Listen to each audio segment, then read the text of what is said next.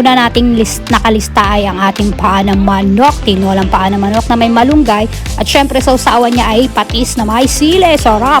Ang susunod dyan ang ating lagang baboy, inisip pa kung ano, at syempre mawawala ba dyan ang adobong manok na may avocado. Syempre meron din tayo ditong puso ng saging, galing nga pala yan sa aming kapitbahay, at syempre ang pakbet pero hindi kabet, ay ano yun. At syempre, ang ating munggo. Wow, munggo. Syempre, meron din ditong chop suey. Niluto yan ni ate noon.